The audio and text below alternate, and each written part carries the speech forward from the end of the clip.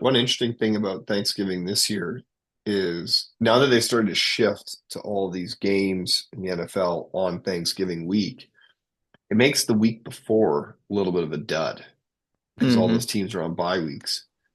Um, which, I think it's totally fine to have one really good week and one mediocre week. Um, but it's interesting because the NFL has previously just been so consistent.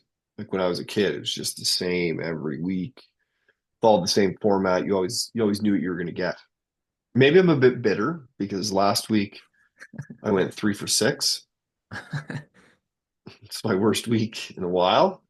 That's all Um, right. You got to get the bad week out of the way, and then you can have a good week, on like the holiday and all that stuff.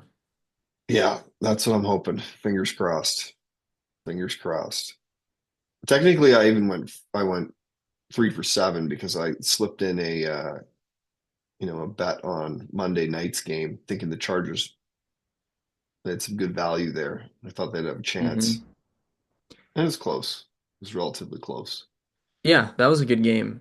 The public has been doing really good on just in general betting this season, and I don't know. I kind of talked about that on my stream on Monday, but it's just like there's so much like I don't know. You can't look at things like you used to back in the day. Like you could just like fading the public was a super good betting system because it Mhm. was just people sitting around, like, oh, why are the Chiefs underdogs, right? Like that's an easy bet, right? But it's like a bad spot for them and then they would lose or something. But there's so much betting information available to everyone that you really can't wait.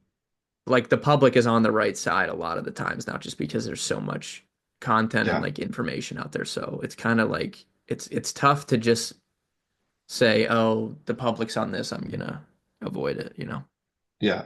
We're about the other side. Like the funny thing is that, so much of that was based on fandom. Like we'll relate it back to hockey.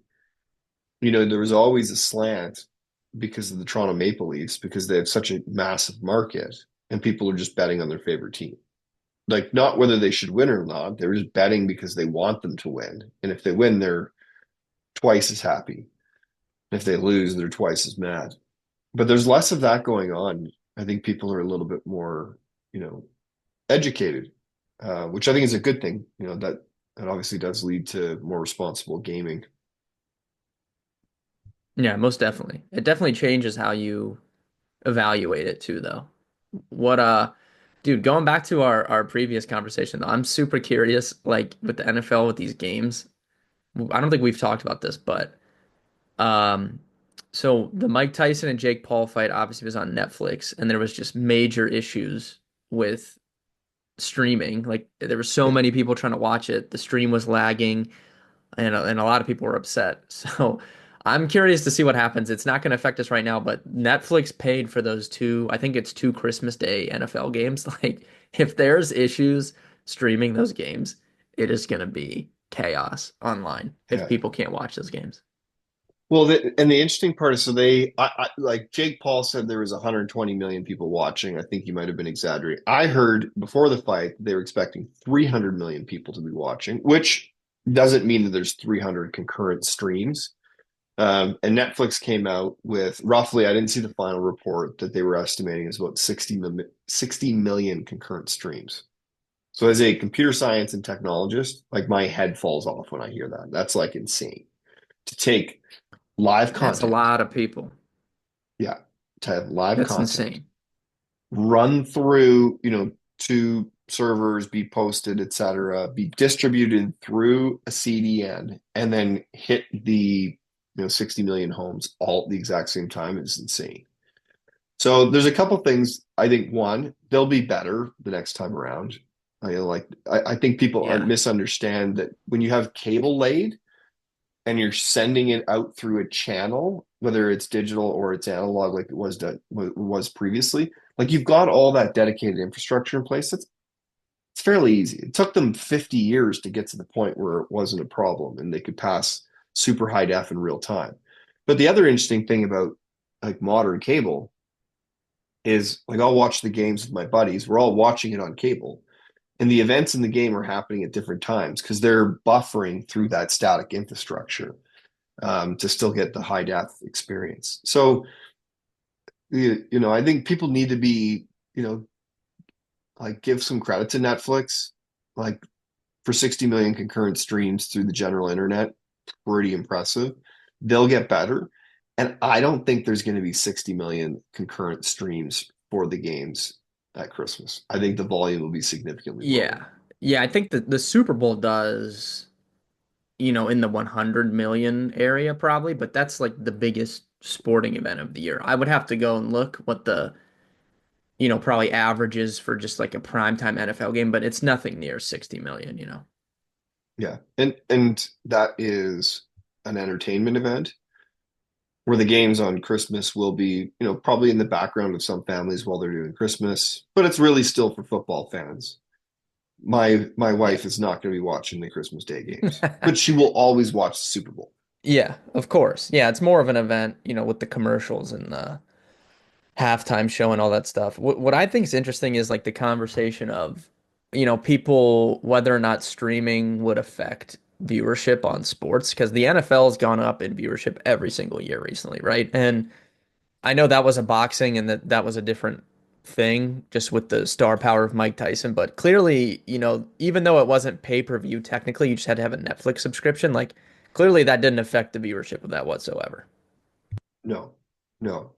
Um, I thought this is what I was thinking afterwards. I thought it'd be really funny if Jake Paul decided to be a quarterback.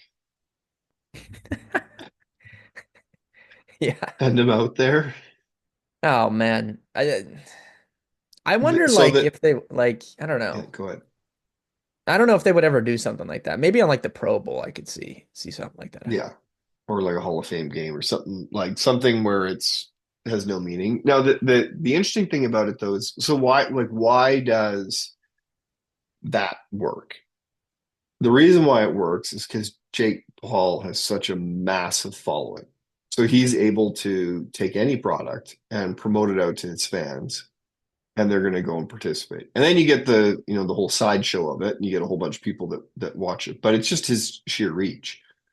And I think actually the NFL of all the sports does the best job of creating personal stories about the players. They have personal followings, they have personal reach, which is part of why I believe a league that has played 17 games is able to somehow be a significantly larger business than all the other ones that play way more and can feed people on a regular basis way more content.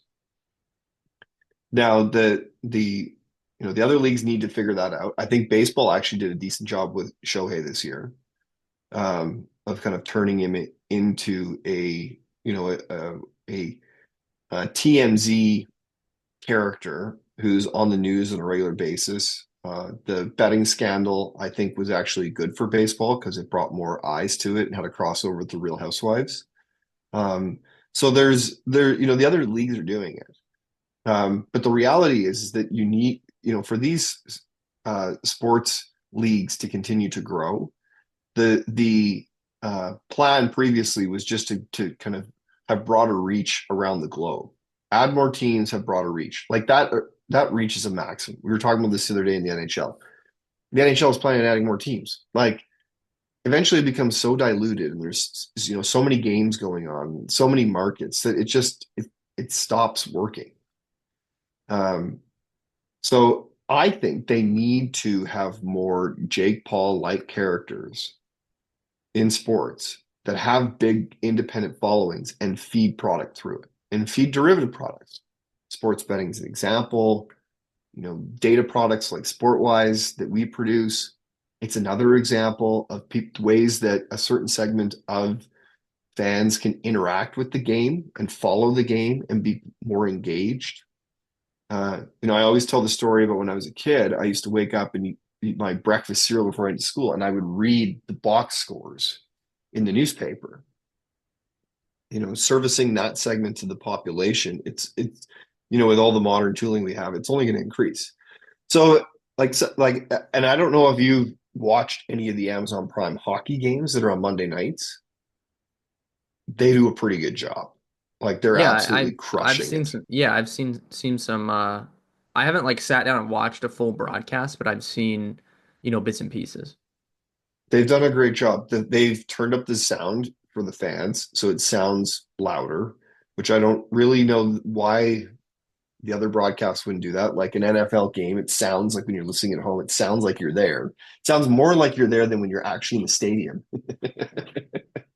Yeah. So they've done a really good job of that. It's the streaming has been perfect. It's perfect high def. Um, the entertainment around it works really well. Adnan Virk has been a great addition to the broadcast. So I think we're going to see more of this, and I think that they're going to have to build more characters, and they're going to have more plot lines, and it's going to gravitate towards wrestling, and that's the only way they're going to grow the Yeah. game. Wrestling is hot right now too. It's made a huge comeback in the last like 2 years. Like it wasn't in a good place, 7 or 8 years ago, but it's made a really big comeback. Well, and it's funny because talk about concurrent streaming. Monday Night Raw is going to be on Netflix, and they get Yeah. massive viewership because it's Yeah. global. It's not just North America. 100%. Yeah. And so I don't know, like, are you a WWE guy? Like, do you follow it? Or are you I loosely familiar? I like having grown up and lived in Calgary, very close to wrestling because of Stampede Wrestling here, Maple Leaf Wrestling, Right. the Hart family. Hmm. There's just a lot of wrestling in Calgary. Yeah. So I know it very well from as a child. I don't really follow it much recently. I did enjoy the Vince McMahon documentary on Netflix. Yeah. I thought it was great. Uh, Yeah. That was really interesting. whether you agree with Um, him or not, I just thought the story was very well told. yeah. Oh, yeah. Very, very interesting. But so Paul Levesque, Triple H, he runs like kind of, the show now. And he had made comments after that Jake Paul fight. And he was like, if that many people are watching us to where it's buffering, then I'm happy. He's like, I Yeah, don't care. He's like, I don't care if it buffers. Like, if that many people are trying to watch us, that's a good thing. exactly. Yeah, that's a good problem to have because you'll figure it out. Eventually, you'll figure it out. And I think I don't know if they still are, but they were running on Amazon's AWS infrastructure. So they have AWS potentially working behind the scenes as well to figure it out. That's Um, interesting. Yeah. So obviously they have experience with like Thursday Night Football, streaming that and stuff, Amazon, and never really had issues. Obviously, significantly smaller audience, but exactly. Yeah. yeah, I mean, they've never really had any issues with Thursday Night Football. So No. No, and all the hockey games are perfect. Like absolutely perfect. No buffering at all. yeah, I have this theory when So I've only seen this on Peacock. When Peacock gets a game, the cameras are clearer to me than if the game's just on Fox or NBC or whatever. I don't know why. It seemed and I could be totally wrong, but for whatever reason, when a football game is on Peacock, the camera is like crystal clear for me, and it looks so much nicer. I will only watch 4K sports now.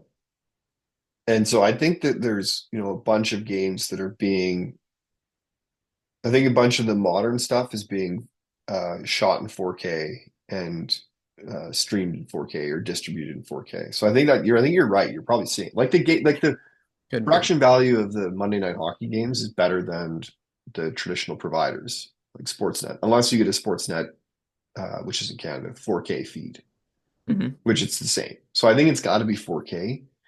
Um, But they have some stadiums have problems just in providing modern, they just where the cameras are located, like how it's all set up. For example, in San Jose, just the angle of the cameras, like you can put it in 4K, it's still not going to look great because you can't get flat enough. You can't get close enough to the ice. It always looks like a bird's eye view. But it's definitely interesting. It's definitely there's an evolution kind of coming, maybe even a revolution in just how all that content's being delivered. Yeah. Well, how do you think so? Given your background and we're talking about streaming numbers, how do you think that people that are just streaming it and not paying for it, like how do you think that affects everything as a whole? Because obviously the NFL has gone up ratings and salary cap, all that stuff is rapidly increasing every single year. But then you look at leagues like the NBA where it appears that their viewership is down, but I don't know if it actually is because the NBA has social media on lock. Nothing gets as many Yeah. views, league-wise as the NBA does on social media. And so many people do watch those streams like illegally. So how do you think that affects like viewership numbers as a So whole? so I'm old, maybe not that old, but I'm relatively old. But like I grew up around the Napster era. So do you remember Napster? You would have been probably a kid. Yes, I do know what that is. I've never Yeah. used it, but I know what it is. Yeah. So I grew up when Napster came out. And so, the technology has a friction of coefficient for usage. So if there is something that impedes an individual from using that technology, they will find the easiest, the lowest friction path to using it.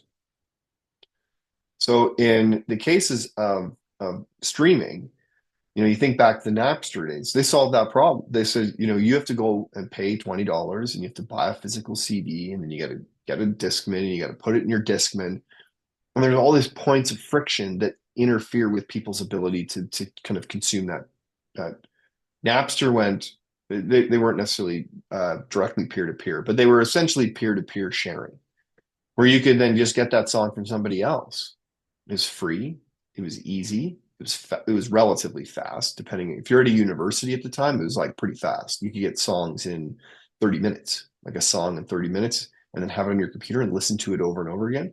That was incredible. That is way easier than going to the store, buying the CD, earning money, pay for it, blah, blah, blah, blah, all the things I just mentioned. So if you look at the NFL, they've done a really good job of blanketing in multiple different channels their products so that it's really easy to go and consume things. If you want to see a particular game, you can go and pay $20 a month with NFL Red Zone and watch those games. With For the NHL and MLB does a great job as well. Forget what MLB is called, but you can buy whatever the MLB product is. You can watch any baseball game, regardless of blackouts, through theirs. Hockey's done a pretty good job where they go, but they have blackouts still. So, for example, if I go to the States and I want to watch, and I've got my streaming service and I want to watch a game, Canadian game in the States, it blocks it. And I know there's regulatory rules and cross-border rules and blah blah. But why is that? So then what do? I end up going to a streaming site, an illegal streaming site, and watching the game because I'm going to watch the game. It's there. That's the path of least resistance. So when I look at NBA, I compare it to MLB, hockey, football. It's the hardest one, in my opinion, to get the games that you want to see. And I, that's I why would I agree think that with you that. end up with more people going to illegal streaming. The other thing I'll comment on, I think this is something that all the leagues need to acknowledge, is that there's going to be a generation, and I even fit in that generation, where I actually don't want to watch the whole game. I don't even want to watch the game in 30 minutes. I want to watch the game in 4 minutes, and I want to see it on Instagram as a series of clips, or I want to see it on TikTok as a 4 minute video. So they need to be doing that more. And they like every game should be on every platform in a 4 minute clip afterwards to increase the number of people that they have subscribing to their accounts.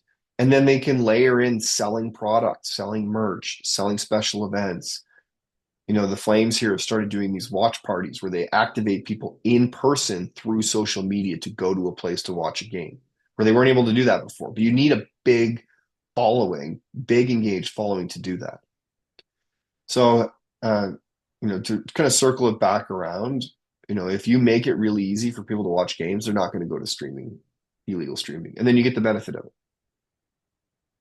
Yeah, I completely agree with that. That's interesting about the length of the reviews, just because I know that's been a hot topic, right? Like with TikTok and just the overall attention span of younger people. I mean, obviously I'm in that bundle, but I mean, I can see it just with any younger family members I have, like people close to me, like the attention span on these kids is minuscule. So yeah, I mean that's gonna have to affect things, right? Like over the course of the next 20 to 30 years, like yeah, they don't want to watch like a full game, right? They can't even watch uh TikTok. It's 30 seconds. They just swipe to the next one. Yeah. And some of that actually relates to fantasy sports, DFS, sports betting, Yeah, because before you had those products, you would primarily watch your team, and then you would watch curated sports highlights at the end of every night, where you watch, Sports Center and it's an hour long, and 30 minutes are highlights, and then 30 minutes are like interviews and content, et cetera. And so that's how you would consume it. It's very much a curated experience. And 100%. but you didn't have any personal relationship with the league. Now I'm in 8 leagues, 8 season long leagues because I love season long. I want to watch the San Jose Sharks because I have Macklin Celebrini, Zabian Federland or whatever his name is, Fabian Zetterlund, got it backwards, and I've got Granlund on my team. Why else in the world would I want to watch the San Jose Sharks, who are one of the worst teams Right. in the NHL? But now I want to watch those games, and I don't want to spend 2 hours and 30 minutes watching a game. I want to see it in 4 minutes because I want to see all the highlights because I want to see the players that are on my team. So I think that the influence of these derivative products that increase fan engagement now need to be mapped back into how they can view things. And the leagues have to figure that stuff out because they're other than the NFL, I think they're all struggling with that. Yeah, and it look, it took a long time for them to even embrace fantasy sports, sports betting, whatever. Like we're just at the tip, of that iceberg now within the last few years. I remember, oh man, this had to be 2019, 2018. I was in a suite. So DraftKings like invited us to a suite for a Cleveland, Guardians, they were the Indians then game. And we were talking to the DraftKings people and they were telling us how sports betting was not legal in Ohio at that point. I don't even know if it was legalized in the entire country at that point. I can't remember that far back. I don't remember when It would have that been around then, yeah. it would have been right around then. So that's probably why we were talking about it. But they were saying how the future is going to be every seat in a stadium has a betting kiosk and you're going to be able to bet play by play, right? If you want to do that. And we've kind of seen it transition to that now on, you can go and bet on what will a team do on this drive? Will a player catch a pass on this drive, right? And that definitely is popular, but it's probably going to keep increasing, right? To where you can bet play by play. And I guess like doing it in person will be the most likely because you're watching it in real time. Yeah, and I was a big believer in that as well. And I call that the Tony Romo version of watching it, where Tony Hmm. Romo's like before the play happens, he's Yeah. predicting what they're gonna run. Like that was my But this is favorite. Like when 6 years ago, this guy's talking about it, right? Like it's I know. crazy. And I like that when he started doing that, I was like, people were, you know, bad mouthing him. I was like, man, I love Tony Romo. Like this is the best new addition to the broadcast. Is the fact that you have someone who knows the game who's just like looking at the defense and then making reads and looking at the how they're set up and what they're going to call. Like I just loved it. It was the best. Like they've done less of it now. Like I don't hear it as much, or maybe it's become more normal. It was less shocking back then. But if you go back to it, again, it's that Tony Romo, like I'm going to call the next play. Now, I was a big believer in that. I'm less of a believer now, and here's why. So, doing it from a technical perspective. Sorry, I'm just getting a text message. Okay, I will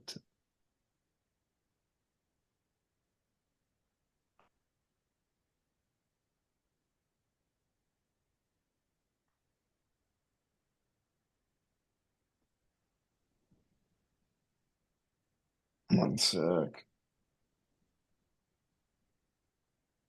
The So from a technical perspective, it's very difficult to synchronize all of these events. One of the things, obviously, data feeds is one of our products. We've had a lot of companies come to us and talk to us about latency. And the official providers, they get the data from the leagues themselves, and so they're getting it right from the horse's mouth. So if you think about that data as it goes out to the world, you have it happen in real time. Someone is sitting upstairs, recording that event, a human being. They're pushing some buttons on some sort of iPad to say this thing's happened. It then gets recorded into a database or some sort of memory. It then goes to a server, which then goes out through an API to a bunch of people who then consume that, and then they incorporate that into their products. That can all happen very quickly, but it's not instantaneous. And if you look at football, it's not as bad, but you look at sports like basketball and hockey and baseball, it's very difficult to get the latency consistent and fast enough so that people who are not in the building can go and participate in the next event, like the next event that's going to happen in that game. If you do it in the building, you run into a different problem.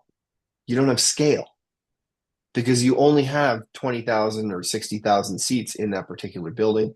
Only a percentage of those individuals are going to participate in betting. You only have so many games, because it's not like they're betting on multiple games at that point. There's only one game that they're focused on. So you can only place bets on one set of events. So I actually have kind of started to change my opinion on this. I don't think that's going to happen. It's just there's too many variables that make it difficult. I do believe that anytime touchdowns, touchdown in this quarter before the quarter started, all of those types of products that allow for more time and for a broader window where someone can place a bet on that particular event. I think all those products are going to win. Anything that's in real time, call the next play. I just someone could prove me wrong. I've been wrong many times in the past. Find it going to be very difficult for them to execute that. No, I kind of agree because, like you said, that was going to be my next point was with us talking about kind of the streaming and then just the natural delay. Like it would be impossible for you at home to bet on the next play, right? Because you're not seeing it in real time. By the time you've seen a play, the next play is like getting ready to happen, correct? So it's like, I don't know. It'd be And impossible. yeah, and if you think about the streaming at home, the way that it works now, even on your cable box, it's not a analog feed, it's a digital feed. So if there's any disruption in the network, I'll watch it with my friends and they're like, "Oh man, Flames fan, the Flames scored." Cards fan, they scored a touchdown. And I'm like, "What are you talking about?" In my group chat. "What do you mean?" It's like, "Oh, you haven't seen it yet?" And then they score. And we're literally both watching the exact same channel on TV. And then you factor in the now prescribed 7-second delay that has to happen so that they can go and they can block any content that shouldn't be broadcast. I just can't see it working. No, Um, I agree. it would be great if it could. There's, like I said, I love that Tony Romo concept of like you're sitting there, the quarterback standing over, and you try to call the play. Um, and you might be able to do that with uh, some free products, things that don't have money associated with them, where if it isn't 100% perfect or someone can game it, it's not the end of the world. Free to play Yeah, products. right. All right. Should we take a look? I know that we kind of uh, chatted quite a bit. Should we take a quick look at this week? Yeah, pull it up.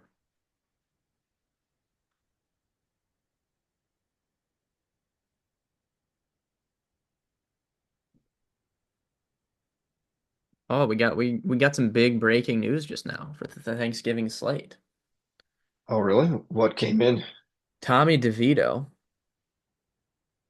No way. is not flying to Dallas with the Giants.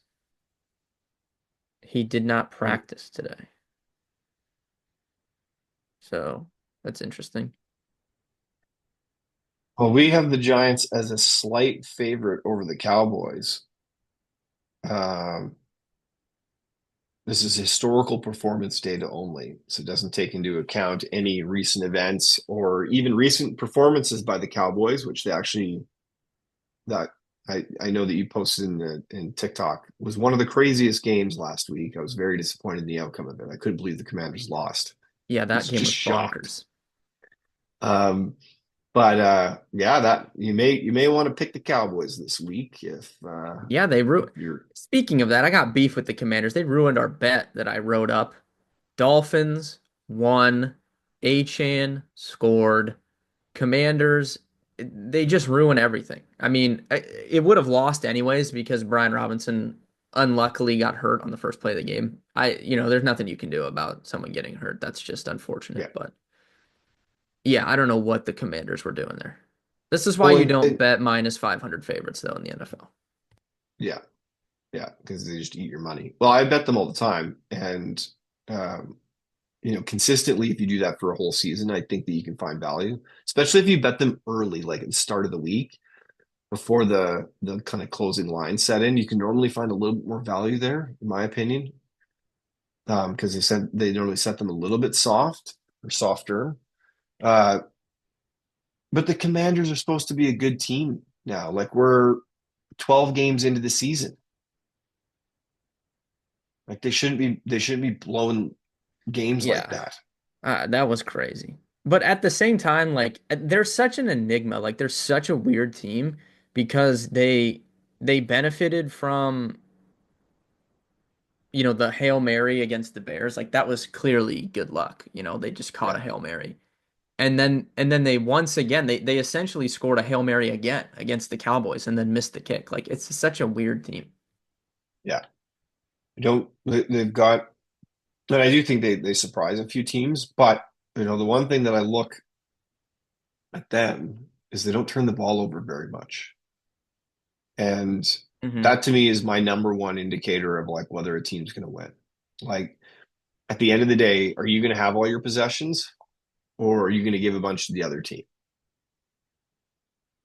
Yeah. And so I thought, with that, because they've been so good at securing the ball, that they actually were a good team, even though they've had a few of these, kind of heroic events that have allowed them to win. Maybe they would be 6-12, 500. Maybe that's probably where they should be in reality. Uh, but their team is better than that. I don't know. I don't know. I don't know. But they're up against the Titans this week, and Hmm. based on the performance data, heavily favorited. Uh, Titans fooled me last week as well. Yeah, big win for the Titans last week. I mean, pretty much a lost season for them, but that's something that they can hang their hats on a little bit, beating Houston in Houston. That's a big win. Yeah.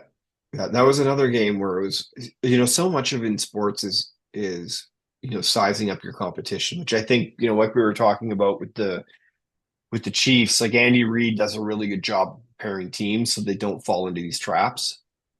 But I suspect the Texans thought they were going to go in. They're starting to get healthier. They were going to go in and kick some butt and underestimated the Titans. Because Yeah, you look at them like they've got less than 5 yards per play, 24 turnovers.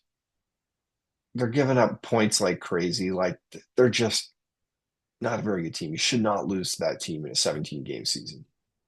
no, you shouldn't. Houston at the same time has underwhelmed, I think, their preseason expectations. And we see this a lot of times with younger teams, right? Everyone was all in on the Chicago Bears the year after Trubisky broke out. They kind of fell off a little bit. Everyone was Yep. all in on the Jaguars the year after they came back and beat the Chargers in the playoffs. They fell off a Yep. bit, didn't make the playoffs the next year. And everyone was that was kind of the team this year, Houston. Like, oh, they won a playoff game last year. They have a young quarterback, young coach, and it's just tough to. it's one thing when you have zero expectations and then you go and you do something. When you have those expectations as a young team, it's a different situation, right? Like they're still going to make the playoffs most likely, but I don't know. I mean, they have not played up to what people thought they were going to do.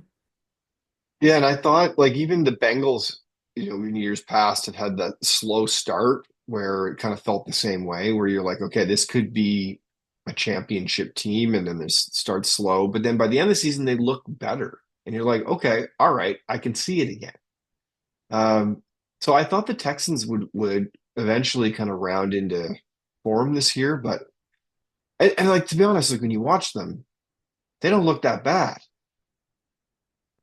No, I it's mean, just like I guess the expectation was you have CJ Stroud. You bring in Stephon Diggs. Obviously, he's hurt, and Nico Collins has been hurt as well for extended periods of time. But people are expecting that to be like a high-flying passing offense. And really, they've just relied heavily on Joe Mixon for the entire season. yeah, who I've got them in two leagues, so I'm okay with that. Yeah, big. That was such a big season-long pick. Yeah. And it's funny because when I drafted him, like obviously got him in great draft position. But it's funny because I was like, oh, this is going to work out perfectly. They got all these wide receivers. They got a great quarterback. Uh, their run game wasn't great last year, but now, you have to kind of understand the dual threat. And that, in my opinion, always leads to, it leads into one of two things. They don't use the running back at all because they don't need to, or it opens things up for the running back. So whenever they get the ball, they actually can, increase their yards per carry. Um, Worked out well, except for, probably the other side. The wide receivers haven't been as good. CJ hasn't been as good. But they do play uh, the Jags this week. And so I still have them, from a performance perspective, as one of the recommended teams. And I'm hoping that because some of their recent losses, that they get better value if you're placing bets on them.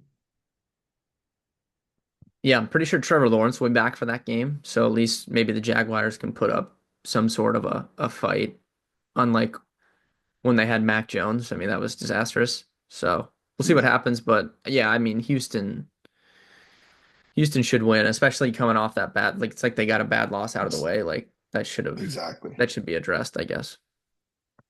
Get that bounce back game in. Yeah. So we also have the Chargers over the Falcons, Chargers on the road. What do you think of that game? Yeah. Two teams that are obviously firmly in the playoff mix. They're AFC and NFC. The Chargers are an interesting case. I think they're a good team. I think that they've definitely played above their head a little bit.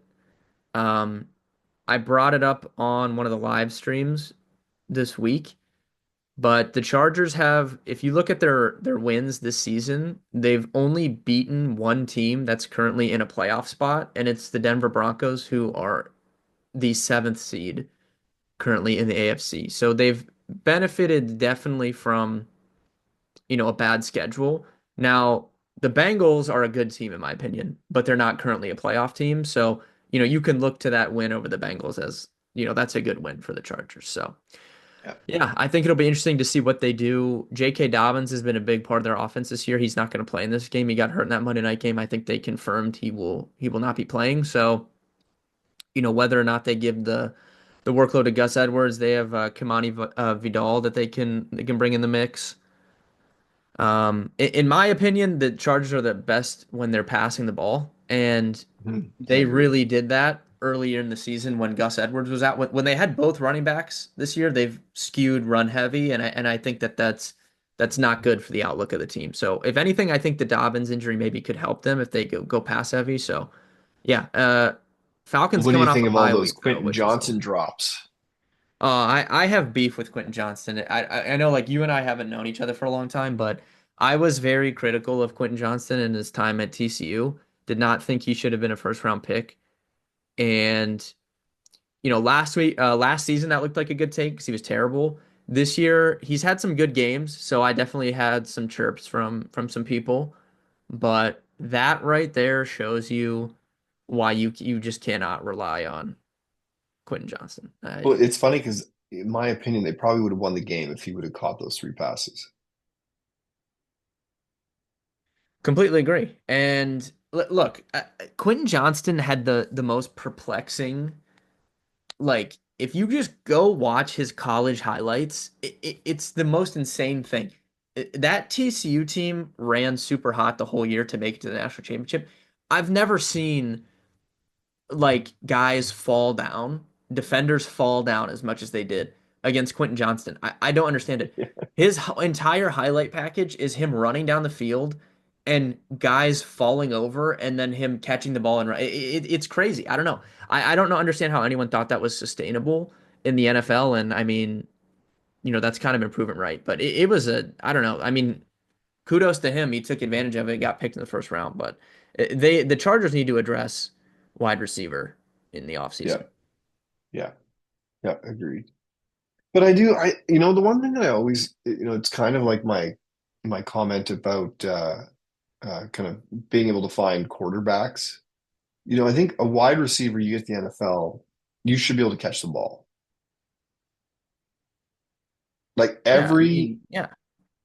NHL hockey player can shoot the puck and like pick corners effortlessly. So whenever I find these wide receivers that can't catch the ball and keep dropping it, I'm shocked. I'm like, that's a basic skill. Yeah. And I mean, I feel like Quentin Johnston was labeled as a contested catch guy. He can't even catch the ball when he's open. How is he going to make contested catches? He can't catch the ball when he's by himself. I know, and I get it's mental. Like once you stop catching balls, then it just gets worse. But like in my eyes, it just should be, you know, that's table stakes. That's like running. Um, any other games you want to review? No, I just saw confirmation from Adam Schefter that it's Drew Lock for the Giants tomorrow. So look, to be honest, I mean I don't know when people will be watching this. Like this probably won't be applicable, so we don't have to spend a ton of time on it because the game is literally, not even 24 hours from now, barely. But yeah, Drew Lock is better than Tommy DeVito. I think this is an upgrade for the Giants offense. Yeah, I agree. He's got a lot more experience. The Yeah, maybe last question, do you think Trey Lance gets in at all this year? I don't know. I mean, I think you and I have talked about like they should see what they have in him. They're I not going agree. to go anywhere this year, and you know what Cooper Rush is, so you might as well see what Trey Lance can do, considering you traded for him. But I don't know. I don't know what the Dallas Cowboys are doing. It's funny because I was talking to my dad, um, and he might be watching this. The we were talking about the two quarterback system and how like in the NHL they'll have two separate power plays that run two completely different schemes, so it's difficult to kind of come out and understand. Like who's running which scheme, but when you're on the ice, it takes a while for your mind to figure out what's going on. Um, I think the Cowboys, don't have a lot of pressure on him. Get him in for a few plays, have a playbook for him. It doesn't have to be a full game, so you wreck him. But he's got to get a few big league reps. Yeah, there's just like we've talked about it with Anthony Richardson. These are guys that haven't had a lot of starts. We don't know what they are, right? Anthony Richardson can come out and look great one game. He can come out and look terrible the next game. That's to be expected when you've started 30 games in your career, right? There's no way for Trey Lance to improve if he's not getting game reps. And this is the perfect time to do so just because you're out of the playoff race. Like you're not going to make the playoffs. What are you gaining from using Cooper Rush. Like you can say, oh, the fans, it's a better chance to win for the fans, but I mean, you haven't won anything all season. What's the difference? Well, and Cowboys fans, they're intelligent enough that they will recognize that the season's lost and they'll want to see the future or potentially the future. Um, maybe not a high potential, but potential. He came coming out of college, he had high potential, so he could be. Could be good, but and I get the flip side too. They don't want to put him in there and then break his development because he gets rocked a bunch of times. Uh, but you got to get him in the game. You got to play at that level. Yeah, and Do not we want not to? not just in relief for a couple plays. Like let him start a game. Yeah. All right. Why don't we look at some? I didn't update this before. Individual performances from the last weekend.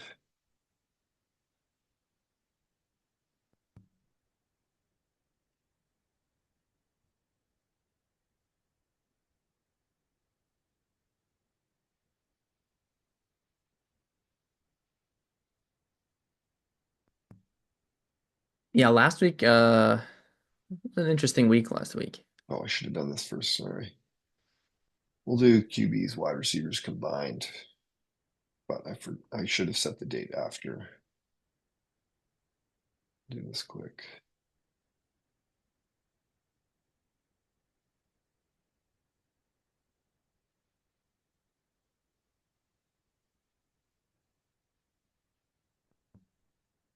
I think yeah, I was gonna say I think Caleb Williams had the most passing yards, which is interesting. Well, oh yeah, because that's the game. And then, interesting enough, that Sam Darnold was right behind him. Yeah, overtime I in didn't that game, realize so that. that definitely helped out. Which is disappointing. So I didn't start Sam Darnold in my one league. Um, Look at the difference in pass attempts, though. I mean, 47 for Caleb Williams, only 34 for Sam Darnold. yeah, yeah, that is quite interesting because you know I that means there must have been a lot of run after catch because Sam Darnold doesn't really throw a lot of long balls. What No, yeah, was there was Jordan Addison had a long touchdown. TJ Hawkinson had some long catches. yeah, there's Addison, yeah. Yeah, 69 yarder. That's pretty crazy. Keenan Allen at a 40. That's Bears though. And Terry, That was like his only that was his only catch, wasn't it? I think he had one he catch had for 86 yards and a touchdown. I don't know if he caught another he, pass. he had five Oh, he had receptions, five but catches. five Okay, okay. receptions for less than 20 yards. Yeah, I was gonna say he had virtually nothing up until that. That's crazy. Yeah, I had him in one league as well. But yeah, Chigakakwa, one catch for 70 yards and a touchdown. That's awesome. yeah, That rocks. yeah, that was a good play. Um, Back to the QBs. Where are we in passing yards? I wanted to quickly touch on Tua. Like everyone was calling, like, hey, he should retire. You Was that just a like ploy so that the Dolphins are terrible for the whole season? Yeah, so okay, so since Tua's come back from his injury, 5 games, 11 touchdowns, one pick. I think I think they're 4 and or no, 3-2, but one of them was like a last second loss. I don't know, he's played really well. Yeah, I agree. Like we can pull up all his games here and go back a month.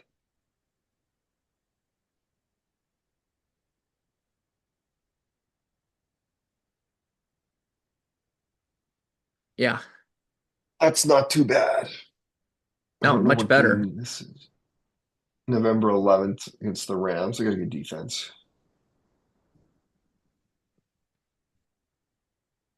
So yeah, I'll be pretty curious to good. see, how he plays. This is a big narrative of that he can't play in the cold weather, and it's going to be cold in Lambeau tomorrow night. It's supposed to be in the 20s, so Yeah. I don't know. This is a big narrative. I'm curious to see kind of how it plays out because he's been playing so good since he came back. Yeah, I completely agree. Yeah, I'm excited for tomorrow's games. I think it's going to be a good slate and be a good day of football, and obviously heading into the full weekend. Um, which reminds me, I got to get my lineup set up today.